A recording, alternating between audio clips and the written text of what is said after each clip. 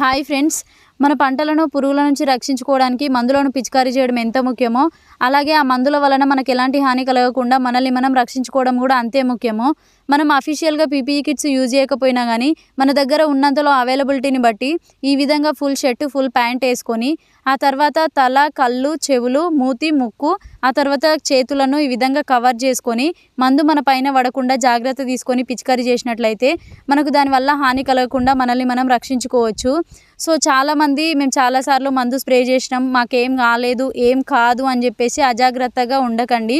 ఎందుకంటే ఆ మందులో ఉండే కెమికల్స్ వల్ల మనకు ప్రజెంట్ ఎలాంటి ఎఫెక్ట్ చూపించకపోయినా కానీ ఫ్యూచర్లో మనం ఏజ్ బార్ అవుతున్న కొద్దీ తప్పకుండా ఏదో ఒక సిచ్యువేషన్లో దానివల్ల మనకు ఎఫెక్ట్ అయ్యే ఛాన్సెస్ ఉన్నాయి చాలా.